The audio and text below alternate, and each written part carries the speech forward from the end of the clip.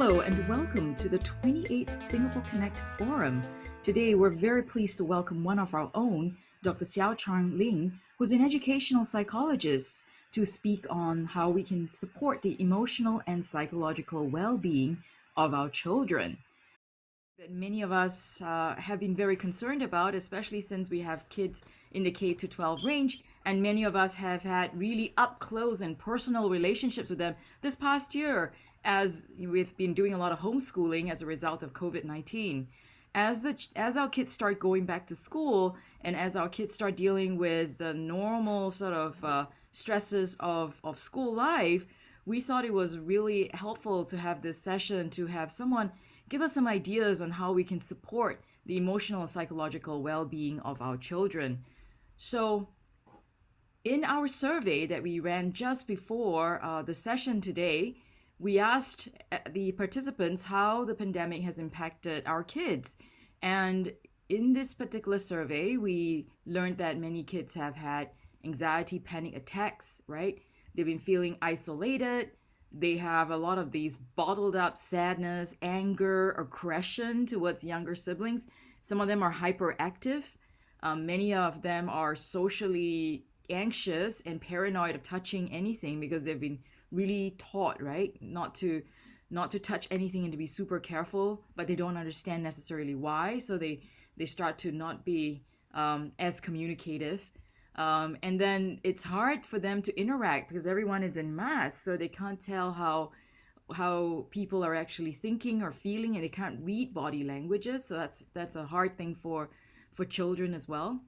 They have less time to socialize, and we're seeing here even for older children, like college level kids, we have the desire, the happiness that now the school started, they can start to reconnect physically with friends, which I think has helped in some of these relationships that they're developing.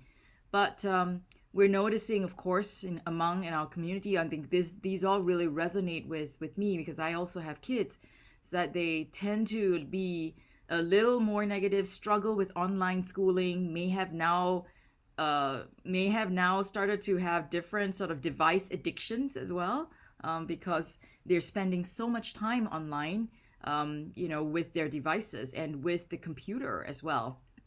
So the other question we asked everyone before we entered this session was what they would like to get out of this session. And many articulated that they wanted to learn more, get support for the kids, and understand a little bit more about calming the anxiety, helping with sadness, angst, aggression. We have this cry for help from even a parent, like anything, right? Just let me know what kind of advice you have for me, and how I can distinguish, right, stress and depression in teens. And unfortunately, as we all know, there's been a rise as well in some of the suicide rates among some of the teenagers here, and I've heard a few even in my community here, and it's really depressing to know that, and to know that some of these kids are really struggling, right, to adapt. So there is certainly this cry for help even among the adult community, figure out how we can identify some of these causes for stress, identify some of these symptoms for for stress, and then figure out how we could foster their mental health well-being, and design maybe as we move forward and start to take them into the household again, and do that one-on-one interaction when school's out, right, over the summer, to be able to design different activities to support them through this journey. So it is with honor and joy that we welcome one of our own, Dr. Xiao Chan Ling, to speak a little bit more about this topic. Dr. Ling comes Berkeley trained, having spent some time here in the Bay Area, but she certainly brought a lot of experience way before. And Dr. Ling, welcome to our session today. I understand that you started out as teaching math, and then understanding that some students actually were struggling with that, and that was causing stress, and that got you excited about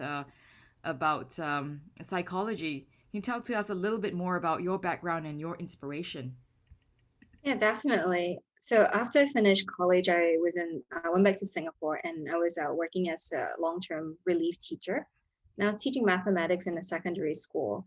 And at the time, I had kids in the classes who were not doing so well in math. And I was very struck by the contrast I saw. Some of the students were very eager to learn, despite having not done well in math or in school for many years. And they would say, "Oh, teach me like what went wrong. Like, can I meet with you after school?" And in the same class, I had students who were pretty despondent, like, Miss Ling, don't waste your time on me. I'm never going to pass math. I've not passed math since primary three. So just to let you know, I'm not going to turn in any homework because there's no point. So I was really intrigued by what motivated students, what caused that big difference in their responses and their resilience. And that's what got me to Cal to study more about school psychology, because I strongly believe that every child, every student can learn, can grow, um, when they are not performing up to their abilities or when they're so despondent. There are some unidentified obstacles in the way, and I want to be able to investigate, find out what these obstacles are, whether it's cognitive or social emotional, and help kids learn to believe in themselves and learn that they can grow and can improve. Um, so in the last few years, I've been, since grad school, I've been working in the Bay Area. I've worked as a school psychologist. So I do a lot of assessments in school to understand children's learning profile. I provide individual and group counseling. I consult with teachers and parents. On the side, I've been teaching a class at St. Mary's, so training future school psychologists on how to conduct assessments, and in my private practice, I do the assessments piece as well as executive functioning coaching, because I see that a lot of students, even really bright students, when they come to middle school and high school, when the academic demands increase, they have a hard time managing their time or prioritizing, planning, and things get pushed to the last minute, and they start feeling overwhelmed in school. And executive functioning skills deficits end up being academic impairments or social emotional stress. So I believe in coaching and helping teaching students how to plan, organize, manage their time, and also working with parents on supporting parents to be more effective at what they do at home. Got it. Thank you so much, Dr. Ling. It is indeed, as I mentioned, a pleasure to have you here. And what a journey it's been coming straight from the heart as a teacher, right? Crossing the fence to really kind of counsel students. So I know you have a deck to share with us, a presentation to Mhm. share with us today. So I'm going to stop sharing and pass the ball over to you. Great, thank you. Um, Let us take this opportunity to encourage folks among us today to raise any questions you have in the chat window. If you'd like your questions to be private, do let us know so that we'll take it off the recording. This recording today will certainly be something that we keep private and only will share it with your permission if you do indeed speak up. So please let us know in the chat window if your question today is a private one. All right, Dr. Ling, let's begin. Thank you.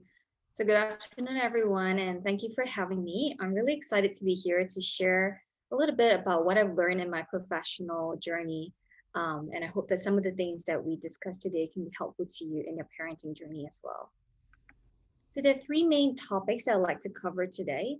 First, I'd like to talk about recognizing the signs of mental health distress, right? Signs of distress like anxiety, depression, oppositional defiant behavior, conduct disorder, what they are, the clinical diagnosis. And I want to look at some statistics, how prevalent these mental health distress occur, and also discuss what are some of the possible causes for mental health distress in our children. Mhm. Next, I'd like to talk about fostering mental health well-being of our children. So specifically, I'd like to talk about skills that children need to develop to enhance the social emotional regulation, as well as what parents you can do at home to help children develop these skills. And then finally, with summer quickly approaching, camps and things that at different stages levels opening. So in the last section, I want to talk about some tips for the summer, not so much as specific activities or things you can do to fill up the summer, but some of the guiding principles from what we've talked about in terms of fostering children's well-being. How can we incorporate that into the everyday of the next 2, 3 months of summer? Right? So let's get started in the first topic, recognizing signs of distress and anxiety. So all children experience some anxiety, and anxiety is expected and normal at specific times in development. Right? So for example, for very young children from like 8 months through preschool years, you know, they may show this intense distress or anxiety at times of separating from their parents when they're getting dropped off at preschool. Right? But young children can also have short-lived fears like fear of the dark, fear of the storm, animals, and fear of strangers. So having anxiety, having fears in itself, it's not a clinical problem, but it becomes a problem when children are overly tense and uptight, when they seek a lot of reassurance, and that these worries start to interfere with their daily activities. When a child does not outgrow the fears and worries that typical, for their age, for the developmental level, when these fears and worries starts to impede in their ability to attend school or their home life or their play activities, then we may start to look at a clinical diagnosis of anxiety. And there are actually quite a few different types of anxiety that we see in children and adolescents. So the first type we see is separation anxiety, and that is being very afraid when they're away from parents. Kids who are over clingy, when they have panics and tantrums at times of separation, and when they're not with their parents, they're constantly thinking and worrying about the safety of their parents. Another type of anxiety is phobias. So that's having extreme fear about a specific thing or situation, significant distress that interfere with the usual activities. So say a phobia of the dark, right? A lot of children may be scared of the dark, but if, with some reassurance, with nightlight, they're able to go to sleep, that will probably not amount to the level of a clinical diagnosis. But if they cannot be soothed, they cannot, they can't go to bed at night because they're so intensely afraid, then we start to look at, could this be a clinical issue of intense phobia? The third kind of anxiety is what we call social anxiety. And that's being very afraid of school or other places where there are social interactions, right? And in the population that I work with now, I work in the middle school. It's a high performing school. And I see that a lot of my students present with this kind of anxiety, particularly performance fear. They are very bright students, but there's just a high level of perfectionism and just being afraid of failing and being afraid to turn in any work because if I turn in something, I'm going to get graded. And what if I don't do well in it? And I've seen it manifest to the extent where some of my students are not able to come to school. And coming to school is such a terrifying experience for them. The fourth kind of anxiety is what we call generalized anxiety. And that's being very worried about the future and about bad things happening. So, in this pandemic situation, one of the comments that someone put was, being so paranoid about touching anything, going out, catching the virus. And I think a certain level of that is adaptive, right? We want our kids to be a little bit cognizant, a little bit conscious. But if it crosses the line to the point where they can't go out, they can't, you know, go to the park for a walk or return to school, and the fears impede in their regular daily activities, that's when it may become a generalized anxiety disorder. And the last kind of anxiety we have is called panic, and that's having repeated episodes of sudden, unexpected, and intense fear that comes with also symptoms like heart pounding, trouble breathing, feeling dizzy, shaky, sweaty. And let's talk a little bit about depression, the other mental health distress. So again, many children have times when they are sad or down, and occasional sadness is a normal part of growing up, and sometimes it's situational specific. Like a pet dying, they're losing their favorite toy, things like that are situational specific, appropriate sadness. However, children are sad, irritable, or they no longer enjoy things, and this occurs day after day after day. It may be a sign that they're suffering from major depressive disorder, or commonly known as depression. Some people think that only adults become depressed, but in fact, children and adolescents can experience depression as well, and studies show that it is on the rise. Some of the common symptoms of depression in children and adolescents include feeling sad, hopeless, or irritable a lot of the time, not enjoying things as much as they used to. So they may really enjoy playing video games, but now even that is not motivating for them. They're not enjoying that anymore. Or sports activities. Um, See changes in eating patterns, sleep patterns, or energy level. Children who are depressed may eat a lot more, or they may avoid eating. They may sleep a lot more, or they have a lot of trouble sleeping. And in general, we see that the energy levels are much lower. So they feel lethargic and they're slow moving a lot of times. They may also have a hard time paying attention or concentrating on a task. They may experience feeling worthless, useless, or guilty. And in severe cases, we may see children and adolescents showing self-injury and self-destructive behavior. It's very alarming when children talk about self-harm, when they talk about, not feeling like what's the point of living anymore. And these are huge red flags that we really have to pay attention to. But even before we see these huge red flags, there's some other telltale signs. Younger children tend to complain about more physical symptoms, right? They don't have the words to say, I feel depressed, I feel sad, but they may say, my stomach hurts a lot, my head hurts a lot. Okay? And we may see depressed adolescents withdrawing more, wanting a lot, not wanting contact with the parents, with their friends, hiding in their room, or if accessible, alcohol and drug use as a way to escape the feelings of feeling depressed. Now I want to talk about a couple of behavior problems under the umbrella of mental health distress that we see. So the first one is oppositional defiant disorder. So we know that all children are oppositional from time to time, particularly when they're tired, hungry, stressed, or upset. Parents of children, you will know children argue, they talk back, they disobey, they defy you, and other adults from time to time. And oppositional behavior is a normal part of development, especially for 2 to 3 year olds. We call it terrible twos, right? As well as early adolescents. Because these are the two developmental phases where they're starting to wonder and question, like, what is my place in this world? Where are my boundaries? I've always just been doing what I was told to do. So, what if I push back here? What if I say no? So, student level of opposition is to be expected.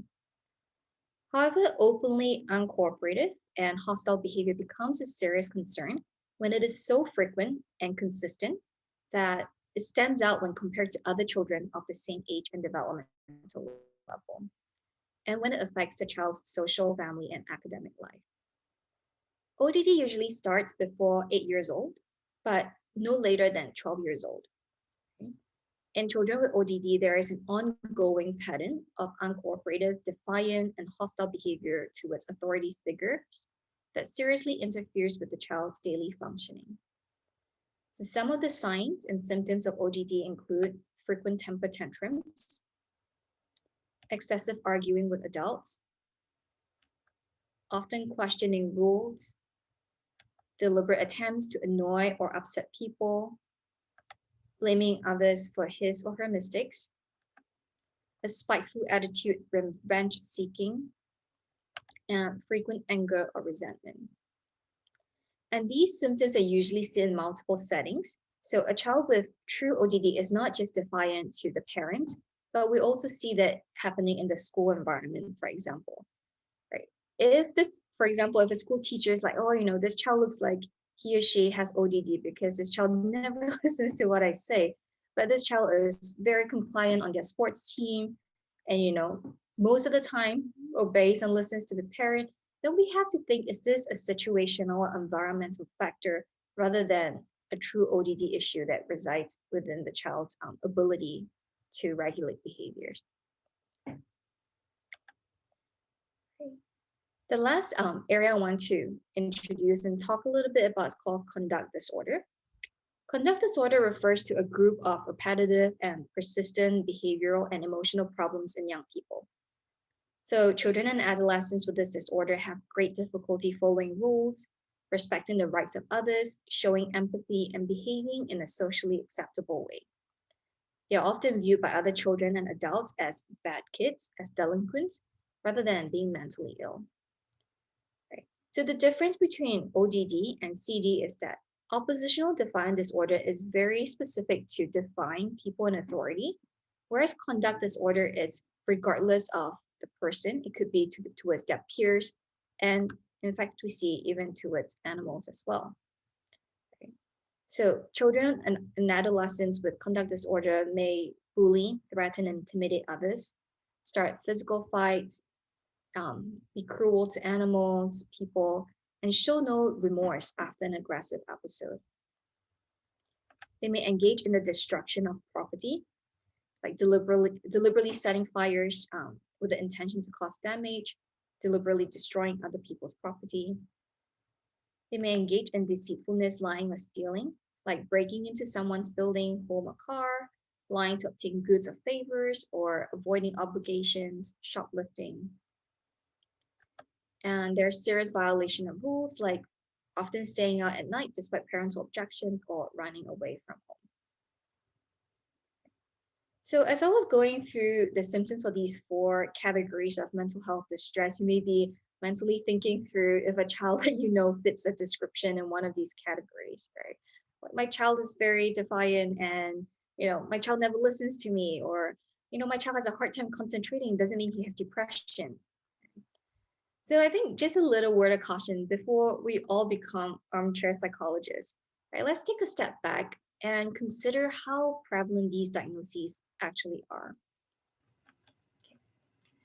So in a research published in 2018, it was found that children between the ages of 3 and 17, the prevalence for anxiety was 7.1%, 3.2% were diagnosed with depression, and 7.4% of children between the ages of 3 and 17 were diagnosed with a behavior problem. The researchers also found that the trend has been increasing so just looking at these two data points between 2007 and 2011, 2012, the rate of anxiety diagnosis increased from 5.5% to 6.4%. For depression, the increase is not statistically significant, but there is an increase from 4.7 to 4.9%. This is not the moment in time that many students or children have depression or anxiety, but that moment in time, the children and adolescents who have ever received a diagnosis. So let's break down the age group a little, because I know that in our audience today, we have parents with kids from preschool all the way up to college age. Right? So if we look at this chart here, diagnoses of depression and anxiety are more common with increased age. So the 12 to 17 bracket has the largest percentage of children being diagnosed, whereas behavior problems are more common for children between the ages of 6 and 11.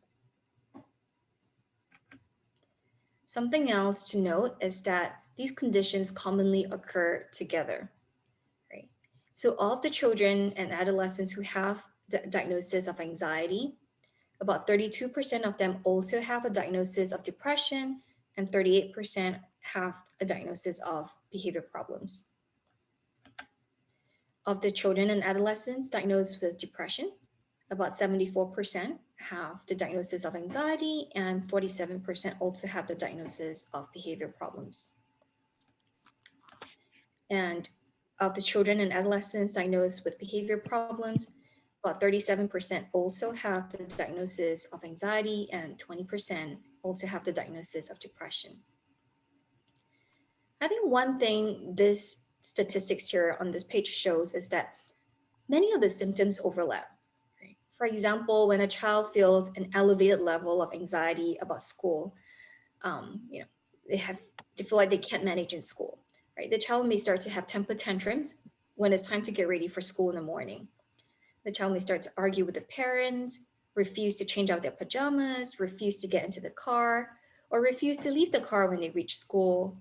And when they're in school, they may deliberately engage in unexpected behaviors, like running out of the class, being mean to classmates, so that they get sent to the office or they get sent home, thereby avoiding the social anxiety that they have about school. And diagnosis is not about checking off a list of symptoms, but truly understanding the why behind the symptoms, right? So I encourage you that if at this point you have concerns about a child, instead of researching online, for symptoms and making your own diagnosis, to really seek out professionals who can help tease apart what is developmentally appropriate and what isn't. When is it time to be concerned and when is it time to let's just observe and collect a little bit more data, and understand why the child is behaving the way he or she is. So now I'd like to move on to the possible causes of mental health distress in children and adolescents. So causes are as varied as they come, and sometimes it seems like it comes out of nowhere, right? So I'm just going to very broadly discuss some of the possible causes. I think the first one is biological.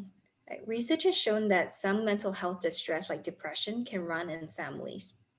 If a child has parents or extended family with a history of depression, they are more likely to develop that as well, but it's not a guarantee. Another thing to consider when we talk about causes is comorbidity. Right. So in the last slide, we saw that a high percentage of children and adolescents have dual or multiple diagnoses. Right. So for example, a child can have learning problems in school and they feel unsuccessful, they feel very stressed out, and that can lead to anxiety, depression, or behavior problems. Conversely, a child who is doing very well in school may have a high level of perfectionism, which leads to anxiety and then self-sabotaging behaviors in school. They're not going to do their homework because if they don't do their homework, then they can get marked wrong or shown that they're not good enough. Right? So it's a little bit of a chicken and egg issue, right? Which comes first, which causes which. Another idea I'd like to share with you today is Bronfenbrenner's ecological systems theory. So, per this theoretical construction, a child's holistic development, is a complex interactions between the environments the child is embedded within. Right? Environments like the immediate family, extended family, schools, neighborhood, parents, workplaces, and so on. For a child to develop healthily, holistically, these different environments have to interact in a positive manner. And it's a nature nurture debate in psychology, right? If a child has anxiety, depression, is it because of nature, the genetics, the hereditary part, or is it nurture? What happens in the environment? What happens later on in life? Okay. So, what this theory posits is that whatever happens in the child's environment can impact the child's sense of safety, security, and well-being. Conversely, it can also lead to experience of trauma and distress. So if we think about our recent times, and what we're going through, a year of pandemic, that definitely is an environment the child is in. The news, the news they hear in the media, how their lives got turned upside down, not being able to go to school, not being able to do sports, not being able to go out and eat at their favorite family restaurants. So that definitely has a huge impact on our children's development. While the research is still, in the early stages, there are already many early signs that the pandemic is having a deep impact on our children's mental health. So I'm just going to go through a few articles. This one was appeared in Time magazine in July of 2020. It talked about how the coronavirus seems to spare our kids from the physical illness, but effects on their mental health is deepening. An article from the KQED talked about the pandemic's toll on children's mental health. In a research published in December 2020, a group of researchers scanned through the research database and collected 51 articles and did meta-analysis and reviewed what is known about the pandemic's effect on children's mental health at this point in time. And the highlighted portion of it says that children answer stress differently depending on the development stage. But high rates of anxiety, depression, and post-traumatic symptoms were identified among children. And this is research on the pandemic's impact on children's mental health. And the policy paper was put out by Child Trends in the beginning of this year in January. And to highlight a couple of points, while research on the pandemic's effects on mental health is still in the early stages, current evidence shows a surge in anxiety and depression among children and adolescents since the pandemic began. In addition, almost half of all parents report experiencing higher levels of stress during COVID 19, which increases their children's risk for experiencing family adversity and related mental health problems. And the second point here really goes back to Bronfenbrenner's theory of ecological systems framework, the concentric circles, right? When parents don't do well, the kids don't do well. So let's take a pause and do a little bit of checking in. Because in the first section of the talk, I've presented you with a lot of distressing information. Right? It can feel like a lot of doom and gloom. Right? But one thing to keep in mind, one thing to take note of is that an increase in diagnosis rates is in part due to increased awareness and reduced stigmatization. It's easy to look at the increasing rates and feel hopeless and feel like, oh no, our children are doomed. But know that in our times, we are more aware about mental health issues. We are more open to seeking help. And I think that's why, partly why the diagnosis rates are increasing. Think back to the time when we were growing up in Singapore, like how many of us really know of people who have anxiety or depression or who are seeking treatment and therapy? It's very hush hush. It's, we don't talk about it and it has a very negative connotation. But times are changing. And with that, beyond the diagnosis, there's now also more research backed treatment available. Right? And we know that early intervention increases treatment efficacy. The more proactive, the earlier parents notice signs, seek help for their children, the earlier children receive intervention and treatment and therapy, the better their recovery. And finally, parents, you play a crucial role in fostering your children's mental health well-being. Right? And case in point is you are here today, using your precious afternoon to listen to this talk. And from the feedback we received, so many of you want to learn tips on how you can help your children, right? So there are a lot of things that parents can do even before the stress advances to a clinical level of mental health distress. So with that, let's move into the second section of our talk where I'll share some ideas about what parents can do to foster children's well-being. To start off, I'd like to share some guiding principles.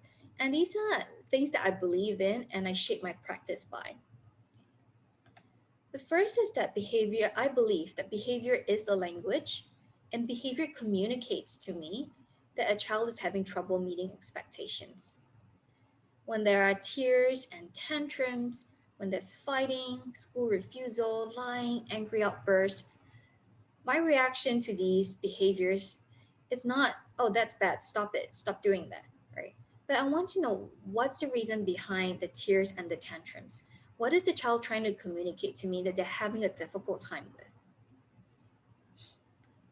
I also strongly believe that children have to be taught skills, and not just skills in reading, writing, math, but also skills in how to regulate their emotions, how to calm down, what to do when they're feeling frustrated, how to communicate their needs and wants, and how to solve problems. When children lack skills, when they don't have the skills to deal with their big emotions and problems, that's when the behaviors come out. And lastly, I believe that your well-being influences your child's well-being. Right? Children are sponges, they absorb what they hear and see from us. And so, what are we saying in front of our kids? Are we modeling problem solving skills, or are we projecting calm in a time when things are really fluctuating? Are we showing them that it's okay to sometimes say, you know what, I don't know what's going to happen, right? And be okay with that? Are we showing them that it's okay to take time off to take care of ourselves? So as we continue to learn about what we can do to help our kids, I'd like to also remind you to not forget to show yourself some grace and compassion in this parenting journey. So, skills children need and what parents can do. There are three big buckets I'd like to share with you today. And the first one is emotions regulation, right? So, the first step of it is just really identifying emotions, being able to say, what am I feeling today, right? And it's so important to be able to teach our kids the feelings vocabulary to express themselves, right? There's more than just happy, sad, or angry, right? There are systematic ways to teach children. Some of the charts on the screen that you see, one of the tools that I use a lot is called the zones of regulation, right? It's very easily identifiable for the children. Blue zone is kind of like feeling sluggish, sick, tired. Green is the I'm okay, ready to go. Yellow is I'm feeling a little bit frustrated, feeling a little bit excited, I'm about to lose some control. And red is when I'm a volcano, I'm about to explode. So a lot of times what I do with my students is just checking in with them like, what zone are you in? How are you feeling today? Giving them the words, the vocabulary to be able to identify how they're feeling is really the first step to social emotional regulation and mental health well-being. And making it a point to check in with the students, with your children, make it a daily thing, something that you do just every day, right? It's not only when we see that they're in distress that we ask them, how are you feeling? But when they wake up in the morning, before they leave for school, when they come back from school, how are you feeling today? What zone are you in? Right? And they say, I'm in the blue zone. Well, what puts you in that zone? Right? Remember that feelings don't have to make sense and there are no right or wrong feelings. That's something I tell my students a lot of times. Right? There is an appropriate time and place for all feelings under the sun, right? Appropriate time to be angry, to be sad. Um, it's important to know that there are adaptive ways and maladaptive ways to deal with all feelings. So, besides teaching our children the feelings vocabulary, giving them words to express themselves, we can also do check ins with them regularly, frequently prompting them, asking them how they're feeling, giving them the opportunities to practice the feelings vocabulary. It is also very important for us to share and model what we expect of them, right? So, a lot of times when we're doing check in, we don't just have to ask the children how they're doing, but it's also good for us to be honest with them, right? To say, my day started out in the blue zone. I was feeling really tired when I woke up this morning. But after breakfast, I was, beginning to feel okay. I was feeling in the green zone. I was ready to go to work. We can say, something didn't go right at work today. And for a bit, I was feeling in the yellow zone. I was feeling frustrated. So children learn from us, and it's very important that we share and model what we expect of them. So after identifying emotions, after being able to state what their feelings, of course, the next step is managing it, right? So when they have those huge feelings of anger, sadness, frustration, beyond saying how they feel, what can they do about it? I think as parents, the first thing that we can do to help our children is to reflect and acknowledge and not dismiss or minimize their feeling. Right? When we dismiss or minimize what our children say, they may feel like they're not being heard. They may feel like hesitant to share with you what's going on in the future. And they may start to even feel like, what's wrong with me? I'm feeling so sad. I'm feeling so mad. But my mom said, it's no big deal. Just don't worry about it. Right. So, and I know sometimes kids can have emotions that are out of proportion to the situation, or sometimes they may have big emotions, big tears and tantrums, and they don't even know why they feel that way. So, when I say acknowledge a child's feelings, I'm saying that we're not jumping in to solve their problems or trying to make sense of what's going on. Reflecting and acknowledging their feelings could be saying things like, I can see you're feeling very upset right now. I see that your face is all red and you have big tears coming out from your eyes. Because when children don't know how to identify the emotions by reflecting to them what you see, it helps them make the connection. Oh, so this is what sadness means. Oh, so this is what frustration means. Right?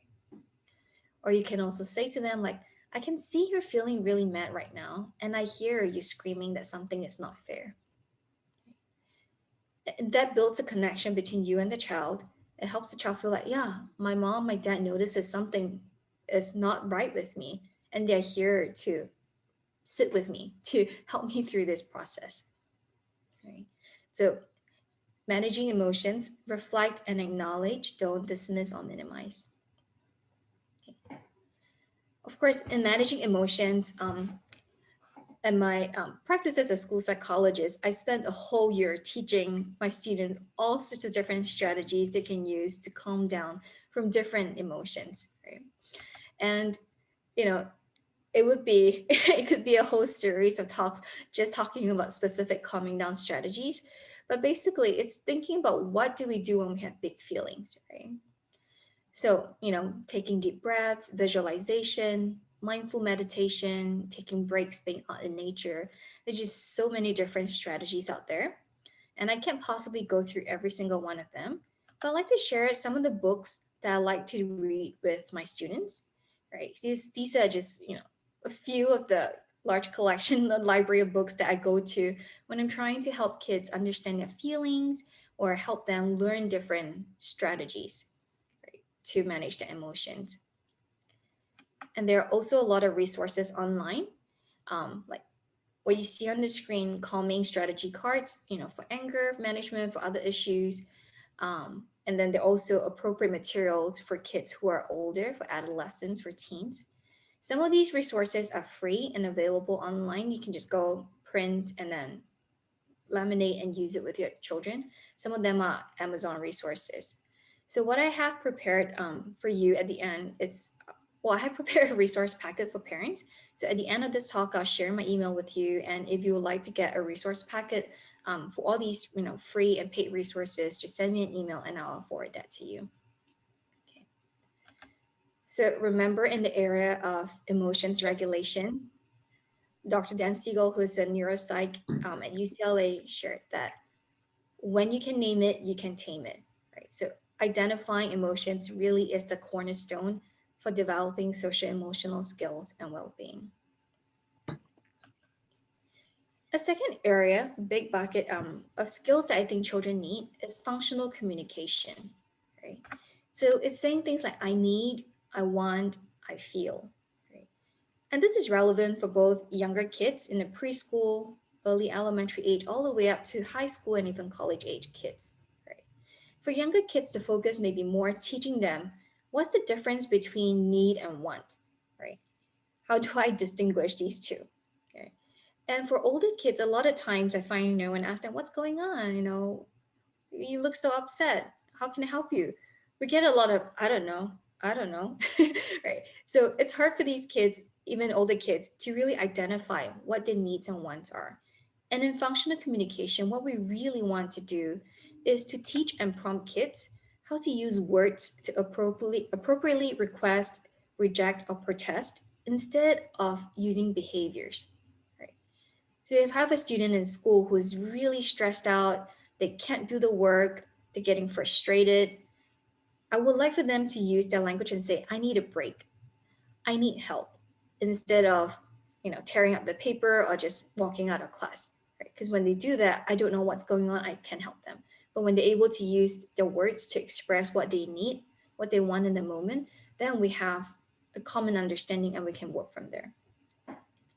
So as parents, for you to teach and prompt kids, there are different level of prompts that you can consider. So for younger kids, I would say maybe choosing more close-ended prompt, right? As you observe your child starting to show behaviors or starting to show, big emotions, asking them like, do you need a drink? A close-ended prompt will be something that they say yes or no to, right? Identifying a specific thing for them. And then as the kids get a little bit older, maybe offering them choices. Well, you look like you're not feeling well right now. Do you need a drink or do you need a break? Right? Giving them a choice between options. And sometimes they say neither. And then, well, okay, you don't need a drink, you don't need a break. What about, do you need some time alone or do you need to take a walk outside? So that's a half open-ended one, giving them close choices. And for kids who are older, you may be able to say, what do you need? Use your words and let me know.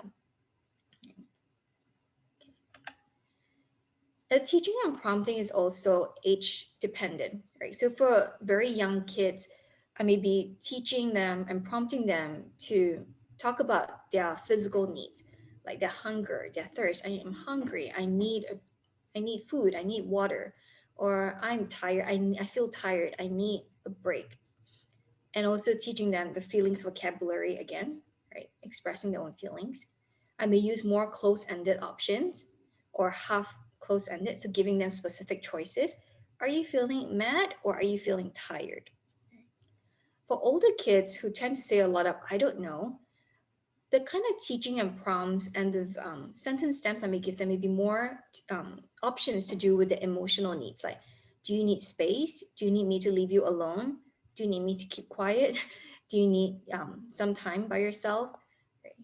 So I may ask them more open-ended questions and provide them with a variety of choices for them to be able to choose. Some of the tools I use in teaching functional communication is visuals or sentence stems. Right? Visuals for the younger kids could be pictures of like a cup of water, food, or a beanbag chair where they like to take a break, or a bubble bottle where, that's the activity that they do to help them calm down. Right? So they pick the pictures that they want and they hand it to me and say, I need this. Right? For older kids, I tend to use more word-based visuals, like printing out sentence stems that they can write into, or printing out sentence stems that they can just point to. Um, and again, as adults, it's so important as parents for us to share and model with our kids, right? So it's like, oh, I feel so tired after a whole day of work. I think I need some me time. I need to be in my room for 10 minutes. Or I feel so excited about this. This is what I need. This is what I want, right? So infusing that language into your conversation with kids and speaking out what may not be naturally what you would share that much, but in the process of sharing, your kids get to see how functional communication is used. Okay. So again, examples is some of the tools and visuals I use. For the younger kids, like I said, I may use more pictures, Velcro, sticky, they get to pick and form their sentences. For older kids, I may just print out sentence stems that they get to fill in. Right. Okay, the third area of skills I think children need and the parents can help in is problem solving skills, right? So now that the kids know how to identify the emotions, they know how to calm themselves down when they're frustrated, they still need to learn how to solve the problem, because just by being calm doesn't mean that the problem is now solved, right?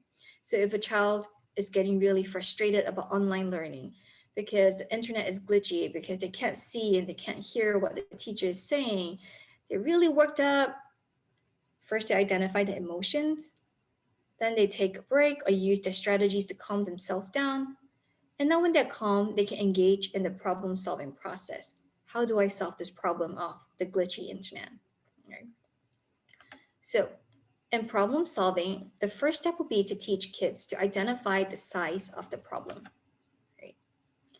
So teaching kids to match the seriousness of their problem with the appropriate level of emotions. So when a child has a problem, instead of saying, that's not a big deal, we can come across as being dismissive. We want to guide them by asking questions like, so what is your problem? What size is it? Do you think you can solve the problem by yourself or do you need help? What kind of help do you need? What feelings will match the size of your problem? Right. So as parents, our role is really to guide the children to determine the size of their problem and to modulate their emotions to match the problem. And beyond identifying the size of the problem, stating whether they need help or not, is also guiding these children through what steps do we take to solve a problem. Right? It's engaging the thinking part of their brain so that the emotional part of their brain can calm down a little bit, right? So the thinking and the emotional parts of the brain don't work at full speed at the same time. When the emotional part of the brain is very activated, the thinking part shuts down. So by guiding our children through the process of solving a problem, we are engaging with their thinking brains and calming the emotional brains. So problem solving is something that kids need to learn how to do. So the steps I would go through is let's brainstorm some options, right? So instead of telling the kid, okay, this is your problem, this is what you do now, go do it. then they never learn how to solve problems on their own, right? And they'll be dependent on you the next time they have a problem. But it takes a longer time. It helps the kid develop in the long run by being able to sit down with them and say, okay, let's think. What are some solutions or what are some possible options that we can do in this case? Okay, so we have option A, B, and C. Okay, which option is a good option? What happens if you choose option A, right? Is it safe? Or, how will other people feel if you choose option A? Walking through each of the options and then asking the child, okay, so which one do you think is the best option? Which one would you like to try? Right? And their answer may not be what you think is the best option, but within reason, I think it's a safe and it's a good thing for children to try whatever they choose the option to be, because even in the experience of failure, they get to learn as well, right?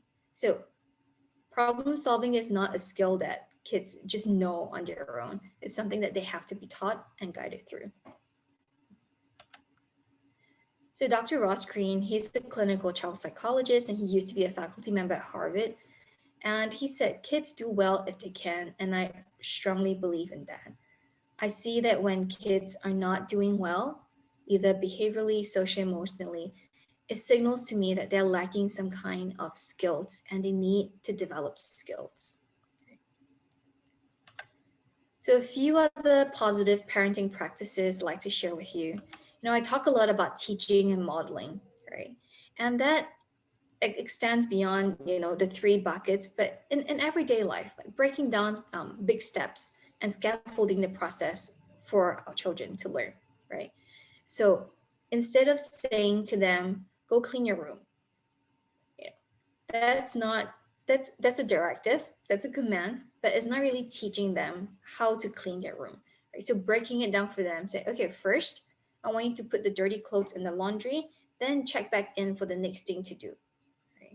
So breaking down large tasks into smaller manageable portions is a way that you can scaffold your child's learning process.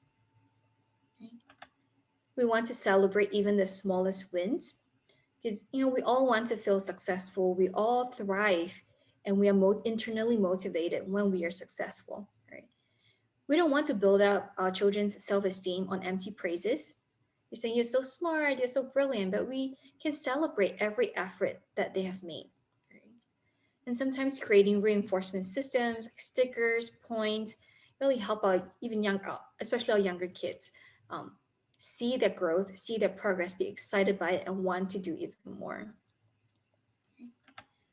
I think offering choices is a very effective strategy. So a lot of times when my students are having a hard time, they need to take a break. Sometimes parents wonder, like, well, of course they always want a break. When they just go take breaks and never come back to work. So the choices I mean is I'll ask a child, do you need a 2-minute break or a 3-minute break? Right? And they choose, okay, I want 3 minutes. Okay, sure. I'll set a timer. You have a 3-minute break. After 3 minutes, let's go back to our work. Right? So the child gets what they need, what they want, which is a break. But I'm also still providing a structure and accountability for the child to, get back to what needs to be done. And another example would be, okay, do you want to help set up the dinner table or do you want to put away dishes? Either case, they're helping out in the home, they're doing a chore, but they get to choose what they want to do, right? Or do you want to start on your English homework or do you want to start on your math homework? When children have choices, they feel more empowered and there's more buy-in to what they have to do. Okay. Having a can-do mentality, modeling for your kids, when things are difficult, when things don't go well, encouraging them, saying that, I'm not afraid to try. Well, one step at a time, one day at a time, right? When we have problems, saying that I can't do this yet, having a growth mindset, or wow, this is really helping my brains grow stronger. I've never done this before, but I can feel my brain stretching, right? So having a growth mindset, a can-do attitude. Being clear and reasonable in our expectations can also help our children. So instead of saying, oh, can you please be more responsible? Right? What does that mean? Right? You can say, oh, can you please finish your chores before going to bed? Or asking, when do you think you can finish the chores? Right? And when things are clear, when the expectations are reasonable, it helps our children meet those expectations too. Right? And maintaining routines and structure at home is also helpful. Having all the school supplies in one place, having a family calendar up, what's happening when, having check-ins during dinner, checking about feelings, about how the day is going, having routine weekly family meetings, right? I think the more predictable things are, especially in a time that we live in, the more routine and structure there is at home, the safer our children feel, and the less worried they are about not knowing what's going to happen next. So a quick pause and check in at this point. We talked about 3 big buckets of skills that children need to develop social emotional competence as well as mental health well-being, and they are emotions regulation, functional communication, and problem solving skills. There are a lot of fine points within each of these buckets, and don't feel overwhelmed and feel like you have to do everything. It would be wonderful if you can just pick 1 or 2 things to start off with. For example, starting to talk to your kids about identifying feelings, introducing feelings vocabulary, right? Or it could be using more I need, I want, I feel phrases at home, having regular check-ins, right? So just picking 1 or 2 things to start off, I think would be a great and wonderful start. And know that a lot of these essential skills, these teaching and practicing can happen in everyday life. It's not something that you need to set aside 30 minutes a day to prepare teaching materials to teach your kids. It happens naturally in conversations, on walks at the grocery store or just making dinner together, right? There are a lot of opportunities for us to model and practice these strategies with our kids. And so last, talking about tips for the summer, I think, like I said earlier, different camps, and different activities at different stages of opening up. Some are still fully online, some are welcoming students back in outdoor activities. So I'm not sharing so much as a list of things that you can do, but just some ideas of, guiding principles for the summer, right? Again, can't emphasize enough the importance of routines, rituals, and readiness, right? It could be having a weekly routine. Say every Monday, let's call it a Make It Monday. So that's when we make something. It could be baking or arts and craft, right? And Tuesday is Try It Out Tuesday, doing something new that you've never done before, like a science experiment, right? Or teaching kids a game from your childhood, like, 5 stones, chapte, marbles, right? Wednesdays could be walking Wednesdays, where we take walks in our neighborhood. As we go on our walks, let's watch out for a different thing each time, like count the number of blue cars or, the different types of flowers we see. For older kids, they may be interested in photography. As you go on your walkout Wednesdays, walking Wednesdays, give them a camera. Let's take some nice pictures that we can make into postcards. So having routines, rituals, it's so important for the children to feel grounded, right? And what I shared earlier was like a weekly routine, having like a designated theme for each day. But within each day, it's also important to set a regular time for waking up, a regular time for meals, a regular time for bedtime, and also building in quiet time and independent playtime for children, right? These are times where they can learn to entertain themselves, keep themselves occupied, and not every second of their day has to be jam-packed with activities. Okay.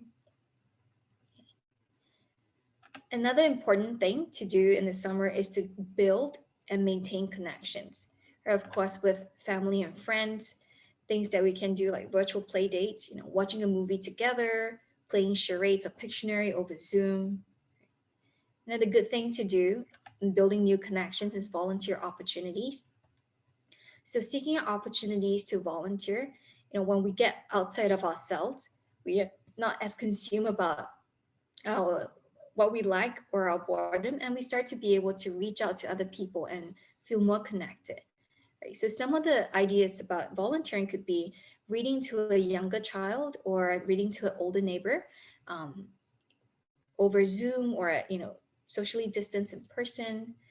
there is an organization called Color a Smile where they take coloring and drawings from children and they distribute it to senior citizens or the troops overseas, right? Um, some animal shelters are open for volunteering. So the more we can get out of ourselves, the more we are connecting with other people in need, you know, the better it is for our mental health well-being as well. I think it's so great if our children can engage in creating.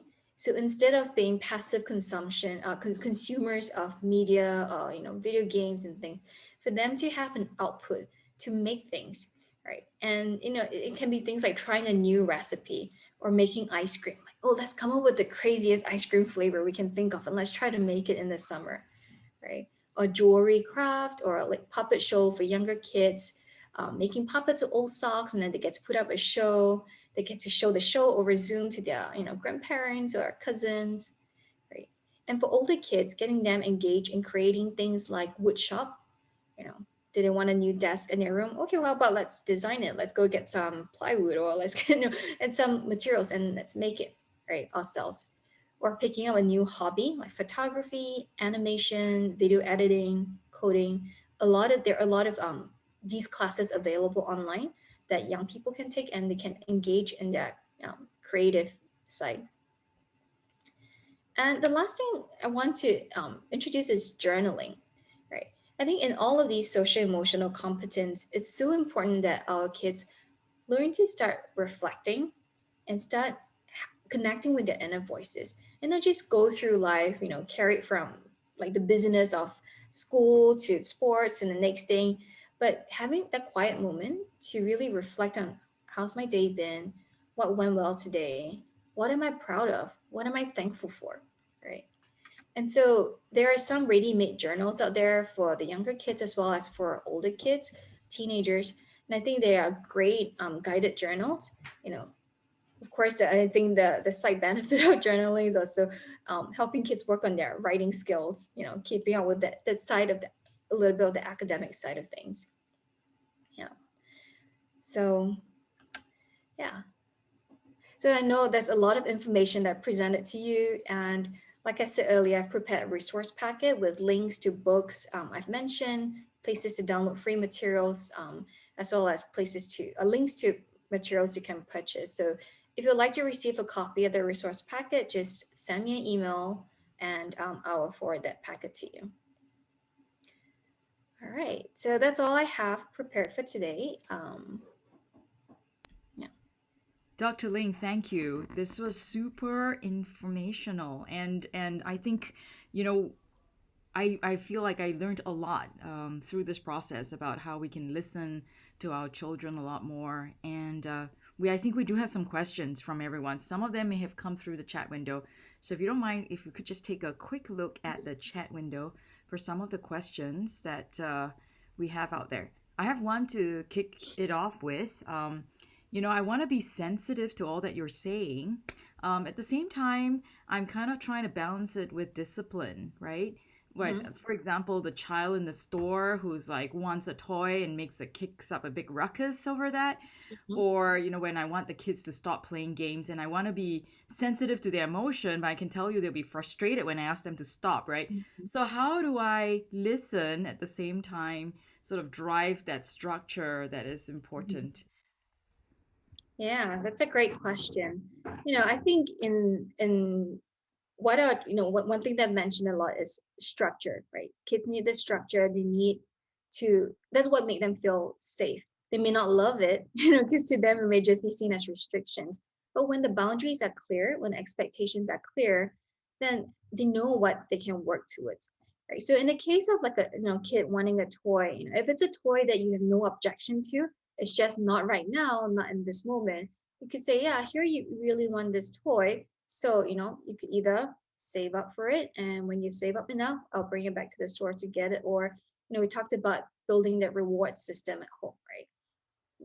We've identified what the carrot is for them. And so what is the behavior that we want to see change, right? Do we want to see them do their chores on time? Do we want to see them use their functional communication more, right? Giving them a point every time they do it. And then say, oh, when you earn this many points, and this is how you earn your points. Then we can go to the toy store and get this toy that you want, right? And again, I think a lot of it is balancing. A lot of times when what they're frustrated by, it's also what is the most motivating for them, and turning that into something that can encourage them to engage in more of the adaptive behaviors, the more of the things you want them to develop in exchange for that reward. Got it. Thank you. So then, in as part of this dynamic, do you think the kids will start to learn to negotiate with us and maybe, um, I'm just playing devil's advocate here, right? Mm. Like abuse us as parents because they'll, Mm. they'll start to test the lines and then we'll just keep slipping where, you know, Yeah, for sure. It's interesting because right now in my school, I'm teaching the kids about how to negotiate and how to compromise. I think that's an important life skill as well, right? Negotiating and compromising, the art of conversation, negotiating, compromising. That in itself is not a bad thing, right? We don't want kids to be rigid and my way or no way, being stuck in one perspective. Right? Being able to um, of course engage in that back and forth process, but it's a two-way process, right? So as parents, we can also know what our bottom line is and what we can, or what we're willing to entertain, and what is like, nope, this is where we stand online. And I think for older kids, it, a lot of times they are not at a stage where I would just do what you say, but why? Tell me why, explain why this is not okay, right? So engaging in that conversation with them, this is why I don't think it's okay for you to go over to your friend's house, this is my concern, right? And if they could convince you, like, okay, I hear your concern, mom, like you're afraid of this and that, but what if I do this to make sure that I'm not, yeah, engaging those behaviors they're worried about, right? So I think that it's also a problem solving process, brainstorming, right? Being able to see and take perspectives. So I don't think negotiating is necessarily a bad thing in itself, but it does take a lot of patience on the parents' part to engage in that process with the kids. thanks, Dr. Ling. We have another question here. How to be a best friend to my 5-year-old kids and yet not lose the authority as parents? Yeah, yeah. I think Ian, right? I think it's such a great question because I think having fun with our kids, it's it's important in the relationship building. You know, I do believe, one thing I didn't put under my guiding principle is I believe relationship is the foundation for, all kinds of positive changes, right? So if a child feels safe with you, if a child feels like they can have fun with you, you know, then they're more likely to come to you when they have their problems as well. So I don't think these two things are mutually exclusive, having fun with kids, but also having authority. So it's a 5-year-old kid, I think more giving them choices, but choices that you approve of. So it's not like, what do you want to do today? Is, you know, maybe the two things you're willing to do is, do you want to go to the park or do you want to go to, I don't know, the science center, right? Um, Giving them the choices and letting them feel like, wow, my parents hear me. What I want matters to my parents. I think that will help them know that, you are on their side, paying attention to their interest. They're interested in art and music or sports, um, having like a fun Friday, like, okay, today's fun Friday, so we get to do something fun together and you get to pick what you want to do on a fun Friday. Sounds great. Thank you. I'm sure, Dr. Ling, you have a number of other questions as well that have come through your maybe private chat window. So these are individuals who may not want to be identified um, when you respond to those questions. There was a question about selective mutism and whether it's normal for children not wanting to speak with other children at the age of 3 and how best to motivate speaking with other children. So selective mutism is one of the mental health disorder in the DSM-5, in the Diagnostic and Statistical Manual. So there are specific criteria that a child needs to meet to be diagnosed as selective mutism, right? I think the first, thing that I would recommend is to understand, is to seek a professional to understand the why behind the selective mutism, is it truly a psychological emotional barrier, or is it a speech and language issue? Right? Children, who stutter or who have speech and language developmental delay may not want to speak as much to, may not be as open to speaking up in front of other people because they don't want to stutter and feel embarrassed. Or another factor for why children are not speaking is I find that I've seen children who are bilingual or trilingual, they tend to not socially, the language development seems a little bit delayed compared to other kids, but that's really because they're learning 2, 3 languages at the same time, right? And sometimes personality plays a part too, right? Some kids are very observant. When you put them in a play group, they're not the kids who are rowdy and jump onto the toys, but they like sit in a corner and see what other people are doing. They're observing, right? So I think, for a child who's at the age of 3, it's not speaking to other children, I really want to seek a professional to have them help guide you through this process about to explore what are all the different possibilities, before landing on selective mutism as the diagnosis. And I also have some resources on this specific topic that I'm happy to send to you as well. Great, thank you. Let's maybe take a look at some other questions. That certainly is very interesting. I remember my children going through some of that too, and then we typically will say, "Oh, he's shy. He's shy in front of other people." But I think this is certainly something we need to all work through. Any other questions, Dr. Ling? Not that I can see in the chat box. Okay, wow. This has again, been such an informative session, Dr. Ling. There's so much around this that I think we've maybe read about on our own, but I love, for example, the depth of tools that you're sharing with us, right? About the color chart, about how to express their feelings. My kids are kind of all grown up at this point, but certainly, I feel like this could have been super helpful, when they were younger, because they I don't know, it's so true that I don't think they know how to express themselves, right?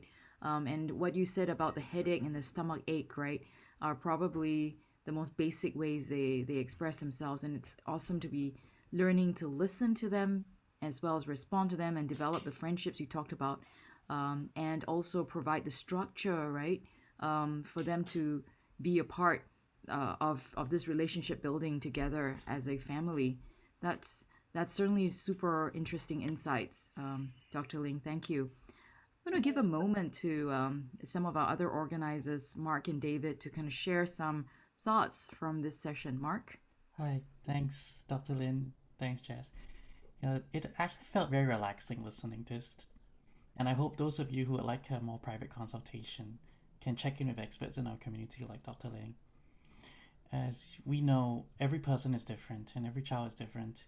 So it's important to be sensitive to the needs of each and how to spot signs of anxiety and what we can do in our lives to keep up our mental health as well as what we should avoid. It has made me reflect that it's great that all our activities aren't jam-packed or action-oriented.